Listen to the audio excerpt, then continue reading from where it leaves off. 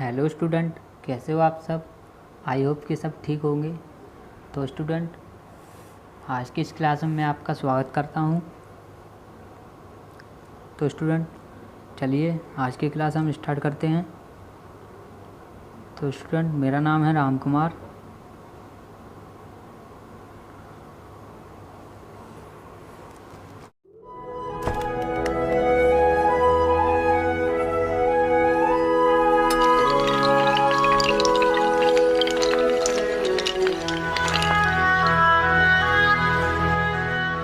तो स्टूडेंट, आज का टॉपिक है हमारा ब्रिजिंग।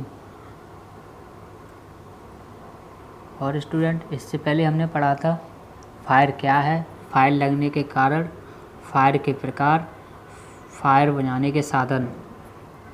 तो स्टूडेंट, इससे पहले तो स्टूडेंट आपने वो क्लास नहीं देखी हो फायर वाली, तो जाके देख लीजिए। और आज के हमारे पॉइंट हैं वो हैं ब्रिजिंग क्या है, ब्रिजिंग एलॉय के गुण, ब्रिजिंग की विधियाँ। तो स्टूडेंट, चलिए आज हम ब्रिजिंग को क्लियर करते हैं।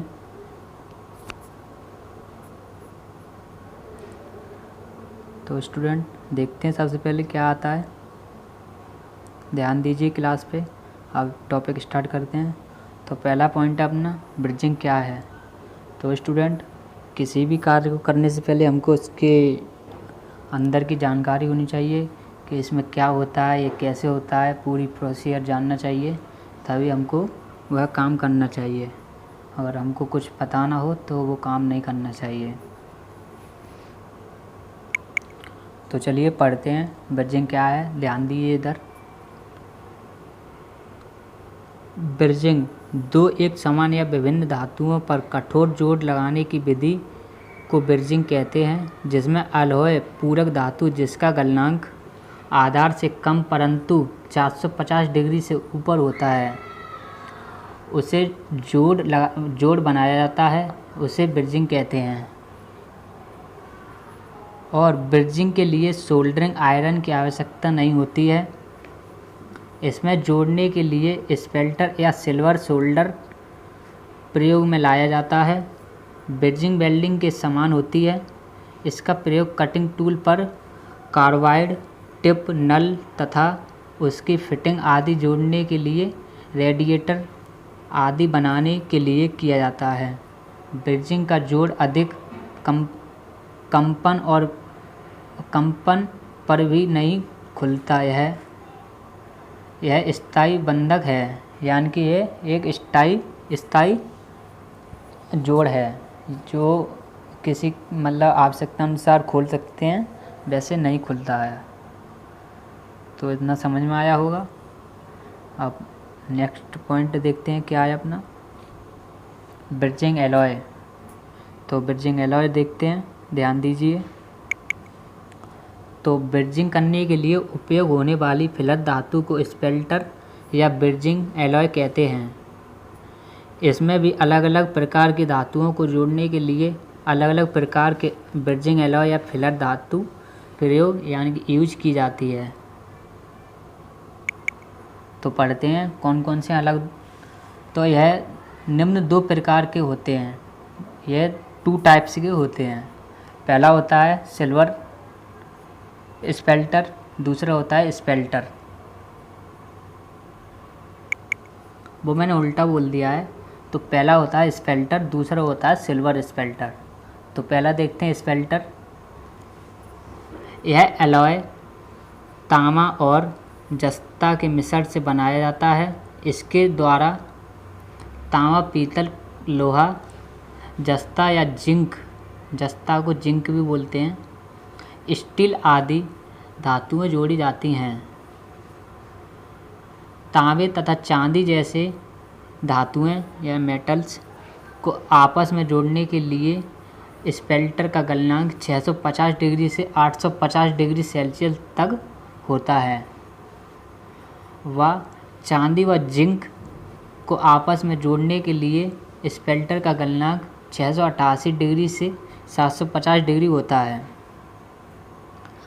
तो स्पेल्टर समझ में आया होगा। अब दूसरा देखते हैं सिल्वर स्पेल्टर। यह दोनों अलग अलग होते हैं। तो स्पेल्टर देख लिया, आप सिल्वर स्पेल्टर को पढ़ते हैं, ध्यान दीजिए। यह एलॉय तांबा और चांदी और जिंक के मिश्रण से बनाया जाता है। इसमें फ्लेक्स के रूप में सुहागा यानी कि बोरैक्स, बोरैक्स को हिंदी में सुहागा बोलते हैं और सुहागा को इंग्लिश में बोरैक्स बोलते हैं।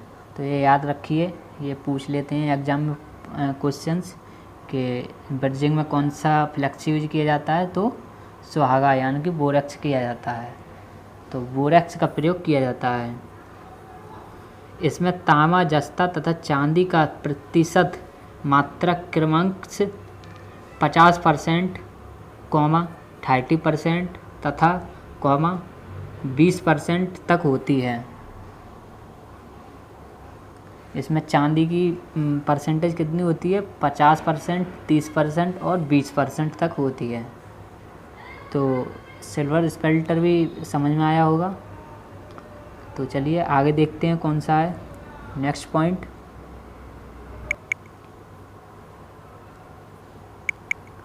तो स्टूडेंट थोड़ी मेरे को गलत मिस्टेक हो गई है, ये मैंने शो नहीं कर पाया पहले, तो आप बाद में देख लीजिए इनको। मैंने बोला था ना, स्पेल्टर और सिल्वर स्पेल्टर 2 प्रकार के एलॉय होते हैं। तो चलिए नेक्स्ट पॉइंट देखते हैं।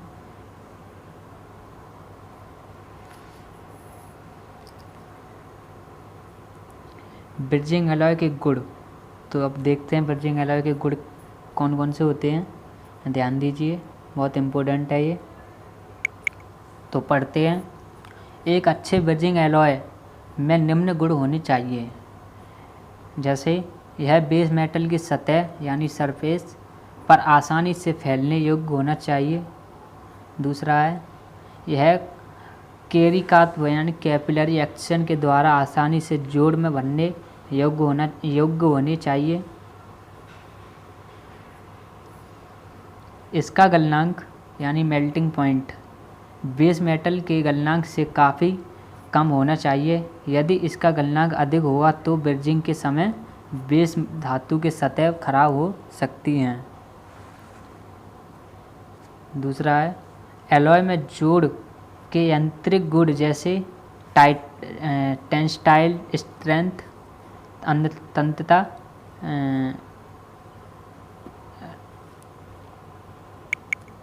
डक्टिलिटी आदि होनी चाहिए।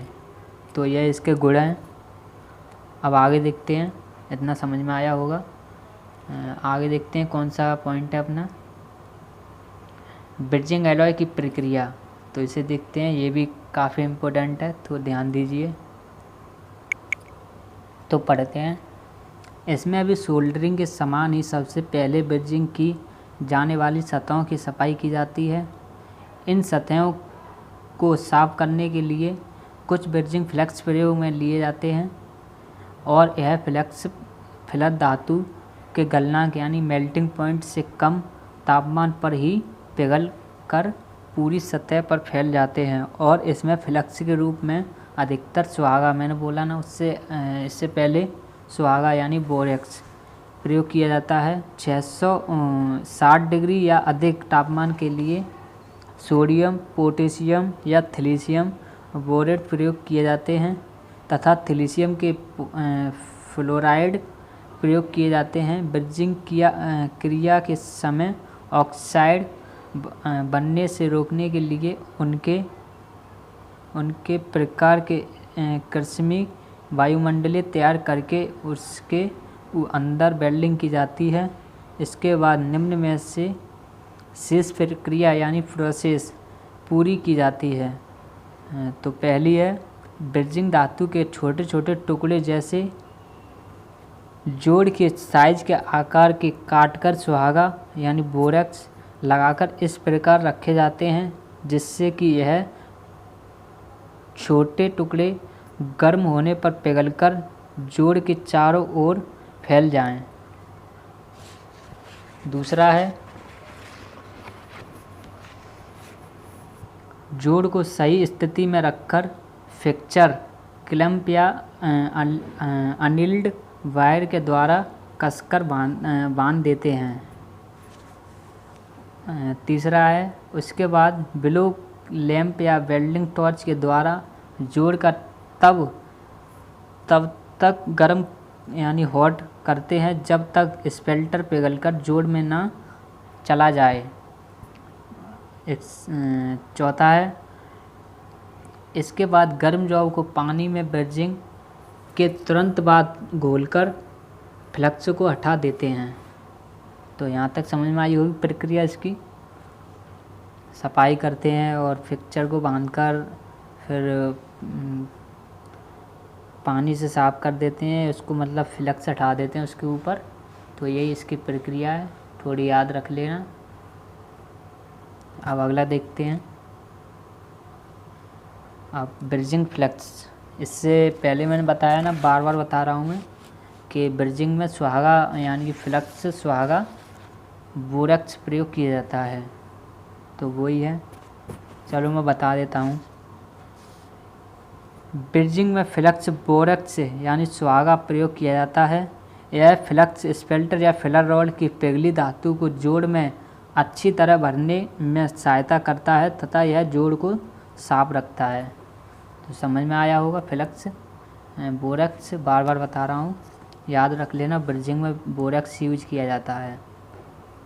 तो अगला देखते हैं, यहाँ तक समझ में आया होगा। अगला पॉइंट देखते हैं क्या है।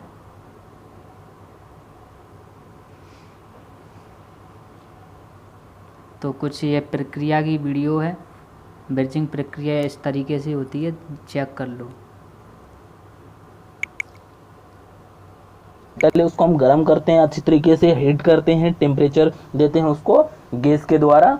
तो आप देख पा रहे होंगे, उसके सबसे पहले हम इसको गर्म करते हैं, उसके बाद इसमें ब्रास रॉड और कॉपर रॉड हम यूज़ कर रहे हैं। कॉपर रॉड से इसको कॉपर रॉड इसके ऊपर गला रहे हैं। दोस्तों ये टूल है लेथ का। तो स्टूडेंट ये वीडियो है, पूरी देखना इसको। ये क्या क्या कर रहा है, पूरी प्रक्रिया कर रहा है ब्रिजिंग, यानी कि एक तरीके से ब्रिजिंग कर रहा है। कोई टूल है उस पर ये ब्रिजिंग कर रहा है। तो ये साइड में अभी सब कुछ दिखाया है। वैसे आपको आवाज़ आ रही होगी, नहीं आ रही तो मैं साथ साथ बताते चल रहा हूँ। तो चलिए स्टार्ट करते हैं वीडियो को। का टूल है, उसमें हम इंसर्ट ज्वाइन कर रहे हैं। तो ब्रेंजिंग देखे जाए तो वैसे तो दोस्तों ब्रेंजिंग प्रोसेस हम हाई स्ट्रेंथ मतलब किसी मेटल को हाई स्ट्रेंथ देने के लिए जैसे टूल्स वगैरह में ब्रेंजिंग की जाती है लगभग। तो मेरे हिसाब से तो काफ़ी स्ट्रॉन्ग जो मटेरियल होते हैं, जैसे टूल्स होते हैं, तो टूल्स में काफ़ी हाई स्ट्रॉन्ग चाहिए, तो उसके लिए हम ब्रेंजिंग प्रोसेस यहाँ पर करते हैं। तो दोस्तों ब्रेंजिंग प्रोसेस यहाँ पर हो रही है और आप देख पा रहे होंगे कि इस पे ऊपर रॉड गला दी गई है। उसको हीट के द्वारा मतलब गर्म करके ही उसको पूरी ब्रेंजिंग की जाती है। और दोस्तों आगे बताऊंगा कि ये रॉड कौन सी है, और इसमें जो पाउडर भी दोस्तों एक यूज़ होता है, वो पाउडर बताऊंगा, फ्लक्स पाउडर इसमें यूज़ होता है, उसका मैं आपको बताऊंगा पूरा क्लियर। आगे वीडियो में देखते रहेगा, वीडियो को बिल्कुल स्किप मत करिएगा, आपको पूरा समझ में आएगा कि ब्रेंजिंग प्रोसेस आखिर होती क्या है और किस तरीके से इसको करते हैं। तो प्रोसेस मेथड तो आपको बहुत मिल जाएंगे, क्यों करते हैं ये सब तो आपको नेट पे बहुत मिल, पर दोस्तों मैं आपको लाइव दिखा रहा हूँ कि किस तरीके से करते हैं ब्रेंजिंग। तो आप देख पा रहे होंगे इस तरीके से ब्रेंजिंग प्रोसेस होती है। आगे बात करूं दोस्तों, तो आगे वीडियो में मैं यही बताने वाला हूं कि कौन सी रॉड यूज़ होती है। और आप ये देखिए धीरे धीरे यहाँ पर ब्रेंजिंग हो रही है। इसमें टूल इंसर्ट, टूल के अंदर इंसर्ट हम यहाँ पर अटैच कर रहे हैं, ज्वाइन कर रहे हैं। तो क्योंकि टूल में काफ़ी लेथ के टूल जैसे हो गए और भी चीज़ों के टूल्स हो गए, तो इनमें ब्रेंजिंग प्रोसेस ही काफ़ी सही रहती है, क्योंकि वो काफ़ी स्ट्रॉन्ग रहती है। और जब कटिंग होती है लेथ पे तो उसमें कोई प्रॉब्लम नहीं आती, टूटने का डर नहीं रहता उतनी जल्दी। जैसे कि हम अगर नॉर्मल अगर वेल्डिंग करते हैं तो वो उतना लाइफ नहीं दे पाएगी, बहुत जल्दी ही टूट जाएगा। तो ब्रेंजिंग काफ़ी लाइफ देती है यहाँ पर हमको दोस्तों। तो आप देख पा रहे होंगे कि इसमें किस तरीके से यहाँ पर ब्रेंजिंग हो रही है। तो दोस्तों बने रहिएगा, वीडियो को बिल्कुल स्किप मत करिएगा। आप देख पूरी मैं आपको बताऊंगा कि किस तरीके से ब्रेंजिंग प्रोसेस लास्ट तक होती है। ये देखिए धीरे धीरे इस पे रॉड गलाई जाती है और ये ब्रेंजिंग प्रोसेस हमारी चल रही, काफ़ी लंबी प्रोसेस होती है और लगभग आधे घंटे कम से कम एक टूल को ज्वाइन करने में लगता ही लगता। तो स्टूडेंट ये ब्रिजिंग प्रोसेस है, बड़ी लंबी होती है, तो काफ़ी समय लगता है। इस वजह से मैं अभी चुप बैठा हूँ और आप इस वीडियो को देखो, पूरा समझ में आ जाएगा, स्किप मत करो। कैसे ब्रिजिंग होती है पूरी प्रोसेस बता रहा है, आगे मैं भी बताते चल रहा हूँ। वैसे आवाज़ आ रही अच्छी है, नहीं आ रही तो वीडियो देखो। सकता है। बाकी मैंने एक छोटा सा वीडियो इसमें बनाया है कि आपको समझ में आ जाए कि आखिर ब्रेंजिंग प्रोसेस होती क्या है, तो वही आपको मैं दिखाना चाहता हूँ कि कैसे किस तरीके से होती है। और इसमें देखिए ये रोड जो है, ये जो रोड मैंने उठाई है, ये रोड है ब्रास की रोड है, कॉपर रोड है। तो ये तो स्टूडेंट ये रॉड दिखा रहे हैं, ये रॉड है ब्रास की है, यानी कि पीतल की है। तो अब ये आगे देखते हैं और क्या क्या दिखाते हैं ये। कॉपर रोड इसमें हम यूज़ कर रहे हैं। इसमें एल्यूमिनियम और कॉपर ब्रास और बहुत सारी ऐसी कुछ 4 से 5 टाइप की होती है। और ये जो पाउडर दो आप देख रहे हैं फ्लस्क पाउडर, ये ब्रास फ्लस्क पाउडर है वेल्डिंग का, ब्रेंजिंग का। तो स्टूडेंट ये पाउडर दिखा रहे हैं, यही है ब्रास का पाउडर। तो ब्रास का पाउडर नहीं, मतलब बोरक्स, यही है पाउडर, सुहागा जिसे बोलते हैं अपन। तो देख लीजिए इस तरीके का कुछ होता है। तो थोड़ी कुछ और रह गई है वीडियो, उसको पूरा करते हैं और फिर आगे बढ़ते हैं अपन कंटिन्यूअस। ये पाउडर भी इसमें यूज़ करते हैं। पाउडर रोड पर लगाकर रोड को गलाया जाता है। तो स्टूडेंट वो अपनी वीडियो पूरी हुई तो कुछ समझ में आया होगा ब्रिजिंग प्रक्रिया। अब आगे देखते हैं क्या होता है। यहाँ तक पूरा समझ में आया होगा। चलो स्टार्ट करते हैं, आगे देखते हैं अब क्या आता है। पहले तो जो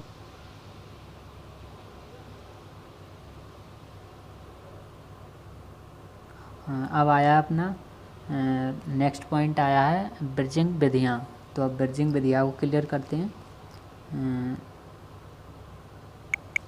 तो स्टूडेंट पढ़ते हैं, ध्यान दीजिए, ये भी काफ़ी इम्पोर्टेंट पॉइंट है। तो यह जॉब को गर्म करने के आधार पर ब्रिजिंग की विधियाँ यानी मेथड निम्न प्रकार है। वैसे तो ब्रिजिंग की विधियाँ 7 प्रकार की होती हैं, पर हम 5 प्रकार की पढ़ेंगे, क्योंकि 5 प्रकार की मेन होती हैं और 2 तो फिर पढ़ सकते हैं, कोई दिक्कत नहीं, नॉलेज के लिए पूरा नॉलेज लीजिए, पर हम पढ़ेंगे केवल 5। तो पहली देखते हैं कौन सी है। पहली है बिलो पाइप ब्रिजिंग। तो इसमें क्या होता है इसे पढ़ते हैं। इसमें ब्रंज करने वाली वस्तु को एक चारकोल के टुकड़े पर रखकर जोड़ के ऊपर फ्लेक्स लगाकर फिलर धातु का टुकड़ा रख दिया जाता है। इसके बाद एक लैंप या मोमबत्ती या बोलते हैं मोमबत्ती को कैंडल की ज्वाला को ब्लो पाइप और मुंह की सहायता से जोड़ पर फेंका जाता है। इससे फिलर धातु पिघलकर जोड़ में भर जाती है। यह ठंडी होने पर मजबूत यानी स्ट्रॉन्ग जोड़ बनती है। यह विधि यानी मेथड विशेष रूप से स्वर्णकारों द्वारा सोने चांदी के गहनों को ब्रेंज करने के लिए प्रयोग किया जाता है। जैसे कि आप ज्वेलर्स की दुकान पे गए होंगे, तो वहाँ जैसे कि आपके फैमिली से कोई फीमेल हो तो उसकी मान के चलिए पायल टूट गई हो, तो बोलते हैं ना कि टांका धरवा के लेके आ रहे हैं उस पर, या मान के चलिए कोई गोल्ड टूट गया हो तो बोलते हैं इस पर एक टांका धरवा लाएँ। तो वही है ये टॉर्च बिलो पाइप ब्रिजिंग या टॉर्च ब्रिजिंग भी बोलते हैं इसे। तो ये अधिकतर ज्वेलर्स वाले यूज करते हैं, सोने चांदी के लिए होती है। और चलो इससे आगे देखते हैं अब कौन सी है। यहाँ तक समझ में आया होगा, ध्यान दीजिए। आगे है भट्टी ब्रिजिंग, फॉर्नेस ब्रिजिंग। इसे फॉर्नेस इंग्लिश में फॉर्नेस ब्रिजिंग बोलते हैं। तो इसे पढ़ते हैं। इसमें फिलर धातु मेटल जिसे बोलते हैं, फिलर धातु के छोटे छोटे टुकड़ों को जोड़ने जाने वाली भागों के बीच में रखकर सही स्थिति में बांध दिया जाता है। इसके बाद जॉब को ऑक्सीडेशन से बचाने के लिए भट्टी का वायुमंडलीय भी नियंत्रण यानी कंट्रोल किया जाता है। इसके बाद गर्म होने पर फिलर धातु पिघलकर जोड़ की पूरी सतह पर कोशिकत्व यानी कैपिलरी एक्शन जैसे बोलते हैं, कैपिलरी एक्शन के द्वारा फैल जाती है तथा ठंडी होकर एक मजबूत जोड़ बनाती है। भट्टी ब्रिजिंग में पूरे जॉब ही गर्म किया जाता है। ये बोल रहा है जैसे कि अपन भट्टी ब्रिजिंग करते हैं तो इसमें पूरे जॉब को अपन पूरे भट्टी में डाला जाता है, यानी पूरे जॉब को भट्टी में डाल देते हैं तभी ब्रंज होता है, उसको पूरा ही गर्म किया जाता है। तो देखते हैं,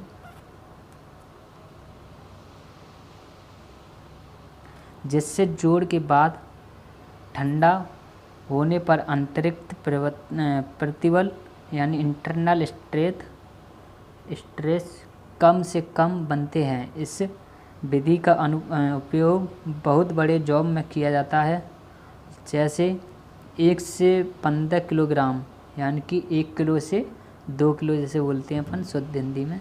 वैसे हिंदी तो अपन को नहीं यूज करनी, टेक्निकल भाषा यूज करनी है।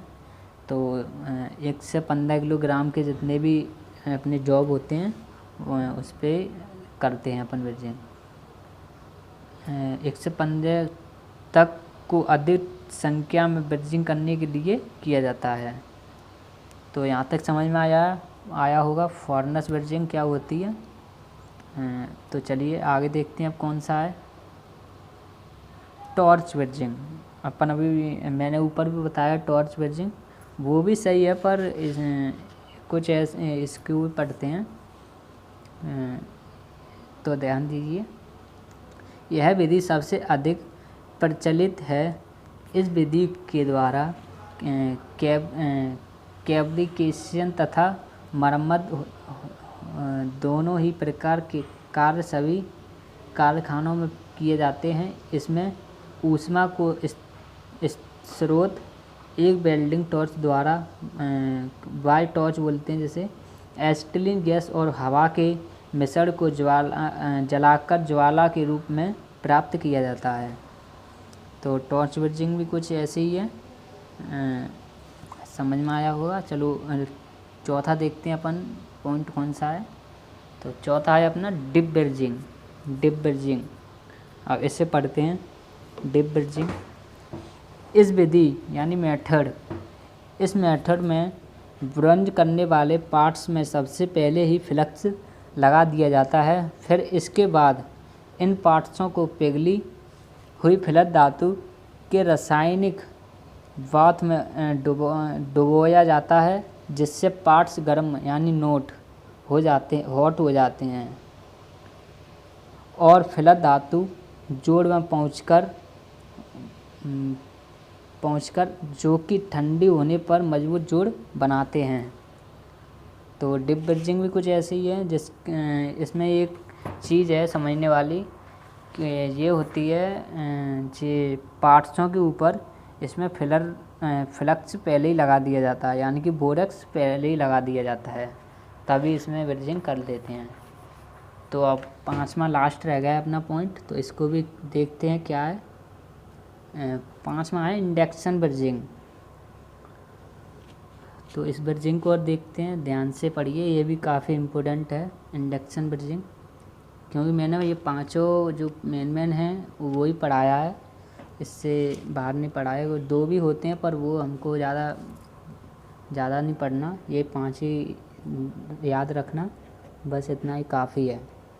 तो पढ़ते हैं, इस विधि का उपयोग यानी यूज वहाँ किया जाता है जहाँ पर उत्पादन दर यानी कि प्रोडक्शन रेट बहुत अधिक हो तथा पार्ट्स को बहुत अधिक तेज़ी से गर्म करने की आवश्यकता है, और उसमें यह किया जाता है कि सबसे पहले ब्रंज किए जाने वाले भागों यानी पार्ट्स को एक इंडक्शन कॉइलर के अंदर रखा जाता है। इसके बाद इन कॉइलर में से उच्च आवृत्ति यानी कि हाई सरफेसी का करंट गुजारा जाता है। इसमें इंडक्शन द्वारा भागों को ऊर्जा मिलती है, जिसके कारण पूरा जॉब बहुत कम समय में ही गर्म होता है।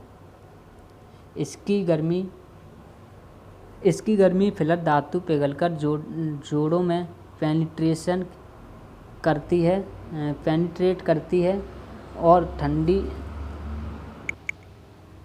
ठंडी होने पर मजबूत जोड़ बनाती है। तो स्टूडेंट, यहाँ तक अपना आज क्लियर हुआ ब्रिजिंग टॉपिक। तो सभी को थैंक यू वीडियो देखने के लिए।